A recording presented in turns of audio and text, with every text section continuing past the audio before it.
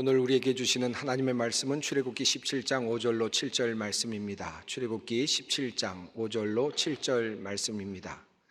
이 계시의 말씀을 봉독할 때 다 함께 살아계신 하나님의 음성을 들을 수 있기를 바랍니다. 여호와께서 모세에게 이르시되 백성 앞을 지나서 이스라엘 장로들을 데리고 나일강을 치던 네 지팡이를 손에 잡고 가라. 내가 호렙산에 있는 그 반석 위 거기서 내 앞에 서리니 너는 그 반석을 치라. 그것에서 물이 나오리니 백성이 마시리라. 모세가 이스라엘 장로들의 목전에서 그대로 행하니라. 그가 그곳 이름을 마사 또는 무리바라 불렀으니 이는 이스라엘 자손이 다투었음이요 또는 그들이 여호와를 시험하여 이르기를 여호와께서 우리 중에 계신가 안 계신가 하였음이더라. 아멘. 하나님은 나와 함께 하시는가? 하나님은 정말 나와 함께 계시는가? 이 질문은 많은 성도님들이 자주 하나님께 던지는, 또 자기 자신에게 던지는 그런 질문일 것입니다. 하나님께서 나와 함께 하신다면 왜 나에게 이런 일이 일어나는가? 하나님께서 나와 함께 하신다면 왜 이와 같은 일이 나에게서 일어나도록 하나님은 방치하시는가? 제가 전에 목회하던 교회에서 꽤 큰 사업을 하시던 분이 계셨습니다. 어려운 일을 당하시고 결국은 사업을 모두 정리하시고 작은 가게를 하나 여셨습니다. 나름이 열심히 가게를 통해서 재기의 발판을 가져보려고 노력했지만 그것조차도 여의치가 않았습니다. 어려운 시간을 견디면서 신앙도 더 깊어진 것 같았지만 그러나 사업은 나아질 기미가 보이지 않았습니다. 결국 가게 문을 닫기로 했습니다. 가게를 닫는 그날 저녁 저는 그분을 찾아갔습니다. 마지막으로 촛불을 켜고 두 사람이 함께 그곳에서 예배를 드렸습니다. 제가 드물게 해보았던 폐업 예배였습니다. 하지만 그 어느 날보다 경건했던 예배였습니다. 저는 그분이 어려움 속에서도 믿음을 잃지 않기를 원했고 그리고 그를 위로하며 간절히 기도를 드렸습니다. 예배를 드리는 동안 그분은 계속해서 눈물을 흘렸습니다. 그리고 마지막으로 함께 그 가게 문을 닫았습니다. 마지막까지 흔들리지 않으려는 듯 입을 굳게 다물고 있었던 그분이 마지막으로 저에게 했던 질문이 있습니다. 목사님, 정말 하나님 믿어도 될까요? 아무래도 하나님이 내 편이 아닌 것 같아요. 그 말을 하면서 돌아서는 그분의 뒷모습이 저는 지금도 잊혀지지 않습니다. 하나님이 나와 함께 하신다면 어떻게 이런 일이 일어날 수 있단 말입니까? 저는 그 후에도 수많은 성도들로부터 그와 비슷한 항의와 그와 비슷한 절규, 그와 비슷한 질문을 들어왔습니다. 도저히 일어나지 않았으면 하는 비극이 성도들에게 일어났을 때, 또 때로는 그렇게 자신이 간절히 바라고 원하고 있었던 것들이 그들에게 주어지지 않았을 때 하나님을 원망하듯이 던지는 성도들의 질문이었습니다. 사랑하는 사람이나 자녀를 먼저 앞세워 보내야 했던 그런 분들로부터, 그리고 어렵게 아기를 가졌다가 너무 안타깝게 유산한 임산부로부터, 대학 입시에 계속 실패하는 어느 학생의 어머니로부터, 결혼하였다가 실패한 어떤 분으로부터, 기대를 가지고 사업을 시작했으나 손해를 입고 결국은 문을 닫게 된 어떤 분으로부터 들었던 질문이었습니다. 오늘 본문 속에 우리가 종종 던지는 바로 그 질문이 등장합니다. 7절 후반부에 나오는 내용입니다. 그들이 여호와를 시험하여 이르기를 여호와께서 우리 중에 계신가 안 계신가 하였음이더라.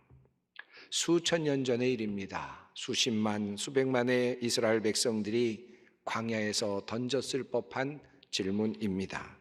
아니, 던졌던 질문이죠. 이스라엘 자손이 신광야를 떠나서 노정대로 르비딤에 진을 쳤을 때였습니다. 큰 무리가 그곳에 정착을 하였는데 그곳에 그만 물이 없었습니다.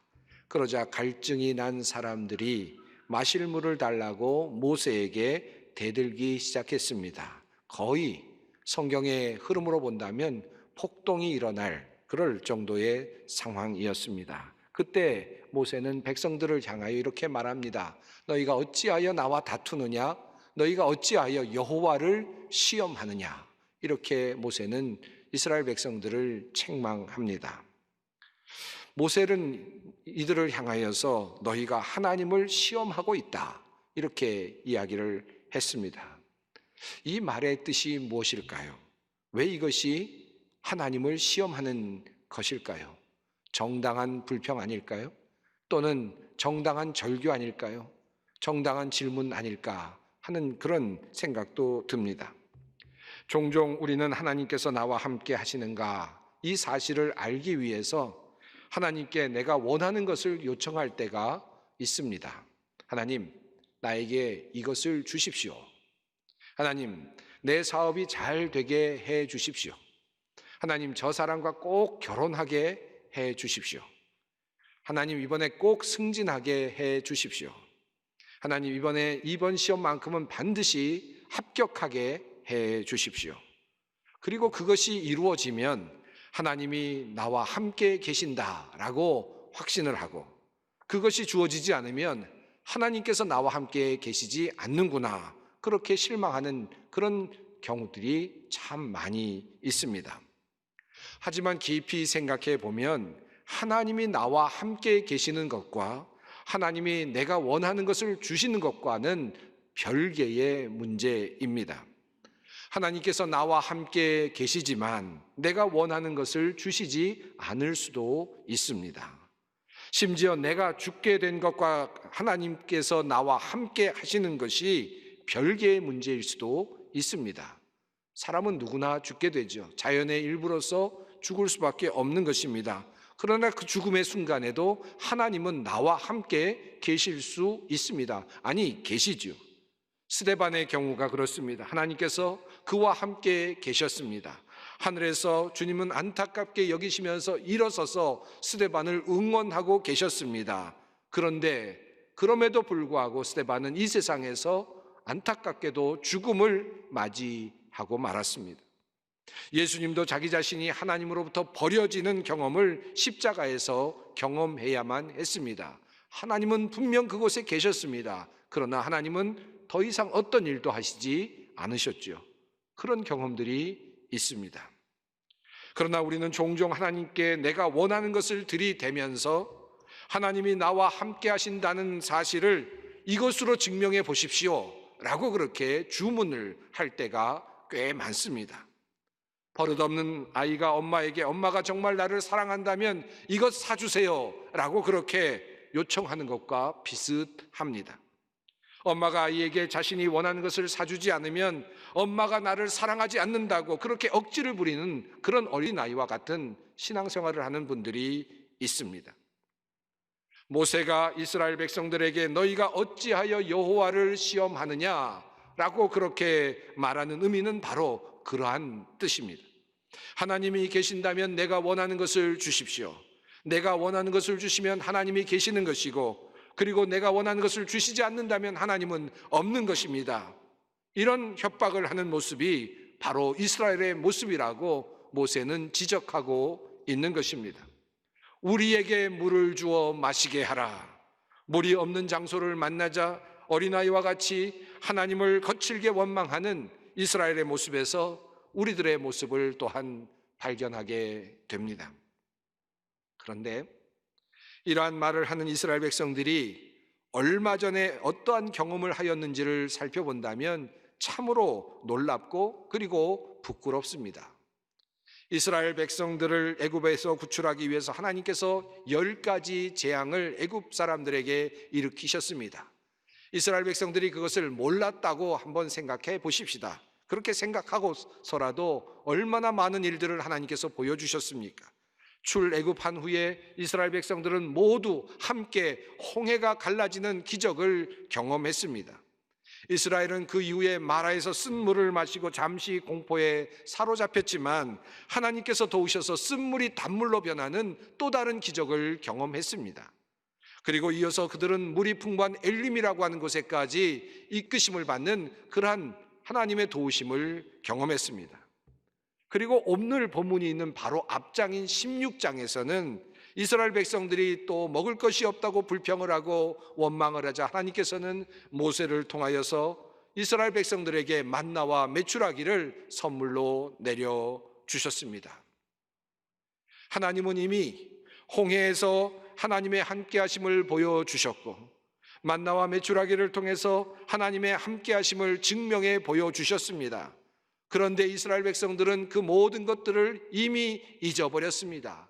과거를 잊은 것입니다. 그리고 오늘 이 자리에서 내가 원하는 것을 주시느냐 아니냐의 문제를 놓고 주님과 이야기하고 있습니다.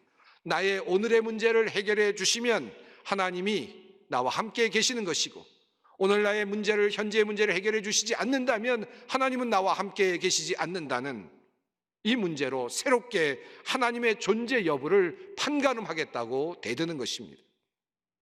하나님을 시험하는 사람들, 그 모습들 속에서 우리의 모습을 발견하게 됩니다. 그런데요, 시편 82편은 흥미롭게도 이 무리바의 지명을 언급하면서 이스라엘이 하나님을 시험한 것이 아니라 하나님이 무리바에서 이스라엘을 시험하셨다고 그렇게 말씀하고 있습니다. 내가 고난 중에 부르짖을 때 내가 너를 건졌고 우레소리의 은밀한 곳에서 내게 응답하며 무리바 물가에서 너를 시험하였도다. 이스라엘은 무리바에서 물을 달라 하면서 하나님을 시험했습니다. 그렇게 시험했다고 출애굽기서는 우리들에게 알려주고 있습니다. 그런데 시편 81편은 반대로 하나님께서 무리바에서 이스라엘을 시험하셨다라고 그렇게 말합니다. 무슨 시험입니까? 하나님께서 우리가 어려움 속에서 신실함을 지키는가, 하나님을 향한 믿음을 지키는가 하는 것을 시험하셨다는 뜻입니다. 무리바에 도착했으나 물이 없음을 발견했을 때 이스라엘 백성들이 어떻게 하는지를 보시고자 하신 분이, 시험하신 분이 하나님이셨다라는 사실을 시편은 우리에게 말씀하고 있는 것입니다. 그렇다면 이스라엘은 이러한 하나님의 시험에 합격을 하였습니까? 그 시험에 당당히 통과했습니까? 그렇지 않았습니다. 그들은 하나님께서 세우신 모세를 원망하며 하나님의 신실한 종을 압박했습니다. 폭력을 행사하려는 듯, 폭동이 일어나려는 듯 그렇게 급박한 상황을 만들어냈습니다. 도리어 그들은 그 자리에서 하나님이 계시는가 안 계시는가를 말하며 하나님에 대한 불신앙을 만들어냈습니다. 결코 이스라엘은 하나님 앞에서 신실한 모습을, 신실한 믿음을 보여주지 못했지요. 모세를 향한 폭동은 하나님을 향한 폭동과 다를 바가 없었습니다. 자, 그렇다면 하나님은 이렇게 시험에 통과하지 못하는 이와 같은 이스라엘 백성들에게 어떻게 하셨습니까? 물을 주시지 않았을까요? 오늘 본문 속에 드러나는 하나님의 은혜가 있습니다. 르비딤에 도착하여서 물이 없음을 알고 원망하고 폭동을 일으키는 이스라엘 백성들에게 하나님은 그들의 마음을 보시고 시험하셨지만, 그럼에도 불구하고, 그들의 불신앙에도 불구하고 그들에게 다른 형벌을 내리시지 않으셨습니다. 도리어 그들에게 바위에서 솟아나는 물을 준비해 주셨습니다. 광야 르비딤은 바로 그런 곳이었습니다. 광야에서 솟아난 물은 이스라엘의 열정적인 믿음에 대한 하나님의 응답이 아니었습니다. 광야에서 솟아난 물은 이스라엘이 열심히 주야로 기도하였기 때문에 이루어낸 그러한 응답의 결과가 아니었습니다. 광야에서 솟아난 물은 그들이 회개하였기 때문에 주어진 선물이 아니었습니다. 광야에서 솟아난 물은 사람들의 반항적인 소리에 대한 하나님의 자애로우신 응답이었습니다. 하나님께서는 오늘의 말씀을 통하여 이 사실을 우리에게 보여주고 계십니다. 우리들의 경우도 그렇습니다. 하나님께서 우리에게 이만큼 복을 내려주신 것은 우리가 이만큼 복을 받을 만하기 때문이 아닙니다.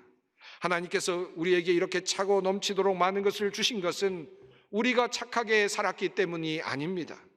우리가 많이 바쳤기 때문도 아닙니다. 우리가 하나님께 나와서 최고의 예배를 온전하게 드려왔기 때문만도 아닙니다. 광야에서 솟아난 물은 우리의 열정적인 믿음에 대한 응답이 아니라 사람들의 반항적인 소리에 대한 자비로우신 아버지의 응답이었습니다. 그러므로 르비딤에서 솟아난 물은 하나님의 절대적인 은혜이지 마땅하고 당연한 우리의 행위의 결과가 아닌 것입니다. 그래서 이것이 은혜가 됩니다. 인간의 원망과 야유에도 불구하고 광야의 반석에서 물을 내어주시는 하나님의 모습 속에서 우리는 하나님의 신실하신 사랑을 발견합니다. 하나님의 무한하신 사랑이 바로 우리의 필요를 채워주시고 조건 없는 은혜를 우리에게 내려주시는 것입니다. 앞에서 함께 하신 하나님을 경험했으면서도 현재 다시 하나님을 시험하는 이스라엘의 믿음 없음을 지적했습니다. 그런데 그냥 인간적으로만 생각해 본다면 르비딤의 상황을 잘 이해할 수도 있을 것 같습니다. 여러분 한번 생각해 보십시오. 수십만 수백만의 사람들이 한 곳에 정착을 했는데 물이 없는 곳에 정착을 했다. 한번 생각해 보십시오. 물은 다 떨어져 갑니다. 준비된 물은 점점 없어져 갑니다. 그들이 공포에 사로잡힐 것은 얼마든지 충분히 이해할 수 있을 것입니다. 과거에 함께 하셨던 하나님을 생각하면서 믿음으로 기다릴 수 있었다면 더 좋았겠지만 아무리 둘러보아도 물이 없는 곳에서 어떻게 사람들이 잠잠할 수 있었겠습니까? 마라에서는 그래도 쓴 물이라도 있었지요. 그래서 그 물을 통해서라도 무슨 뭔가 하나님께서 무엇인가 하실 수 있겠다라고 하는 가능성이라도 놓여 있었지요.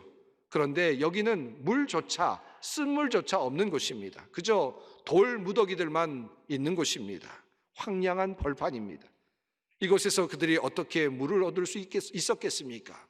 그들은 당황했고 당혹했고 불안해했을 것입니다. 인간의 눈에는 이런 장소는 분명 희망이 없는 장소임에 틀림이 없습니다. 하나님께서 어떻게 하실 만한 재료조차 없는 그런 자리입니다. 우리는 이런 곳을 만나게 되면 급하게 그렇게 공포감을 느끼게 됩니다. 그렇습니다. 그런데 하나님은 바로 이런 마른 땅, 그것도 말라있는 그런 이 돌들, 이 돌 무더기들 속에서 하나님께서는 희망을 만들어 내셨습니다. 좋은 말로 바위이지 그저 돌 무더기들 속에 있는 아마도 큰 돌 하나였을 것입니다. 하나님께서는 모세를 그곳으로 향하게 하셔서 그곳에서 그 바위에서 물을 내어 주셨습니다. 바위가 물을 낼 수 있겠습니까?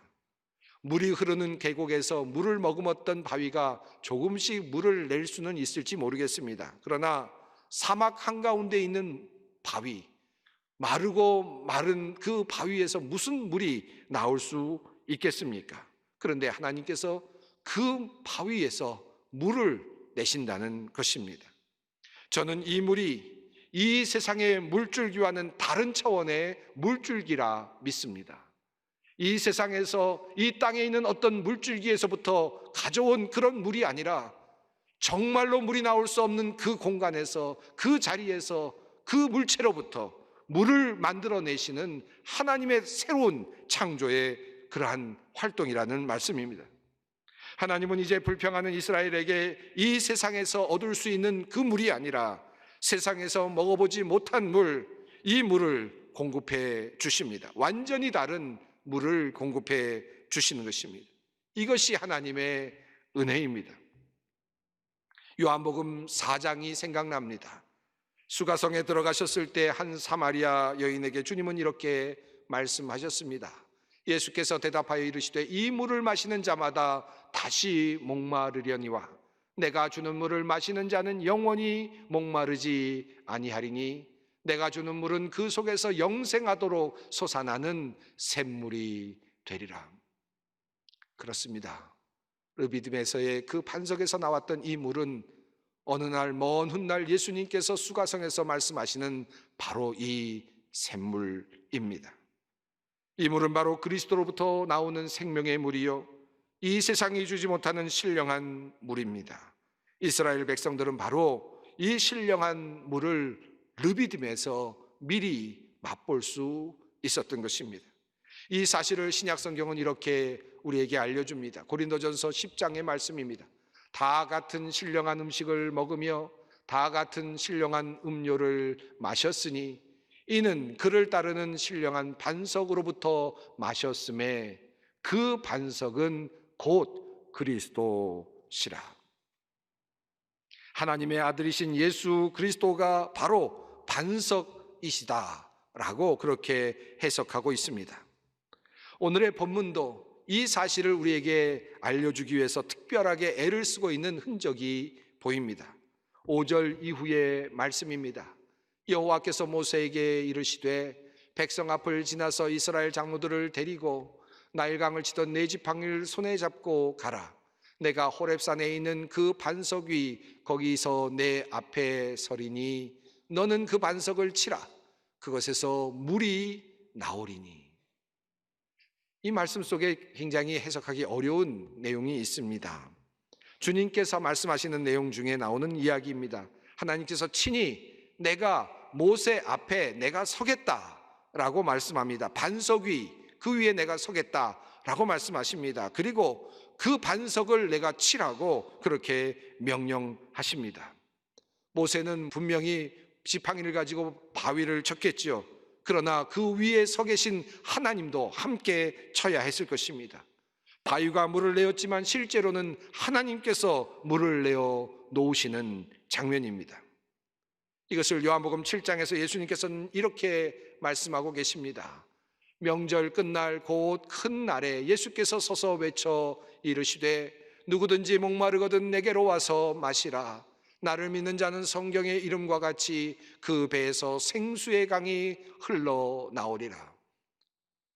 그 배에서, 다시 말하면 그 허리로부터 생수의 강이 흘러나오게 될 것이라는 예언의 말씀을 주님께서 친히 하셨습니다. 그리고 성경은 이 말씀 다음에 이 내용을 덧붙이고 있습니다. 이는 그를 믿는 자들이 받을 성령을 가리켜 말씀하신 것이라. 사랑하는 성도 여러분, 우리는 지금 참으로 척박한 시간을 보내고 있습니다. 코로나19로 먹을 것을 구하기 어려운 르비딤과 같은 그런 곳을 지나가고 있는 사람들이 얼마나 많이 있습니까? 아무리 둘러보아도 나올 곳이 없는 것 같은 그러한 장소를 우리 모두는 지금 거쳐가고 있지 않습니까? 사업을 하는 사람들도 마찬가지이고 생활을 하는 사람들도 모두 그렇습니다. 어디에서 내가 삶을 영위할 수 있을까? 하나님은 도대체 이곳에서 내가 어떻게 살라고 하시는 것인가? 우리는 이곳에서 하나님이 계시는가? 하나님이 계시지 않는 것은 아닌가 하는 그런 고통스러운 질문을 던지게 될 수도 있습니다. 그러나 그 자리에서 우리 주님께서 신령한 샘물을 우리에게 반석으로부터 길어 올려주신다는 사실을 기억하십시오. 성경은 말합니다. 너희 모든 목마른 자들아 물로 나오라.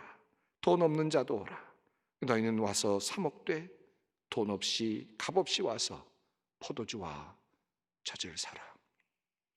생명의 음료를 공급하시는 성령을 분여하시는 주님의 애타는 초청입니다. 이 음료를 마시는 사람은 세상이 변하지 않아도 광야에 있어도 가라지 않습니다. 이 음료를 마시는 사람은 아무 것이 없어도 그곳에서 생존할 수 있습니다. 즐겁게 살아갈 수 있습니다. 약속의 땅을 향하여 발걸음을 옮길 수 있습니다. 전적인 은혜의 자리입니다. 성령 강림주일을 보내고 첫 번째 맞이하는 주일, 주님의 성령이 여러분 모두에게 함께 하시기를 간절히 바랍니다. 기도하겠습니다. 참으로 자비하신 하나님 아버지, 목마른 우리 영혼의 단비와 같은 말씀을 주심을 감사합니다. 하나님의 말씀이 우리 마음에 뿌리 내리도록 주께서 은총을 베풀어 주시옵소서. 진정한 주님의 은혜를 깨달아 우리의 삶이 행복해지고 아름다워지고 기쁨이 넘치게 하시며 참으로 목마르지 않는 삶을 살아가게 하여 주시옵소서. 예수 그리스도의 이름으로 기도드립니다. 아멘.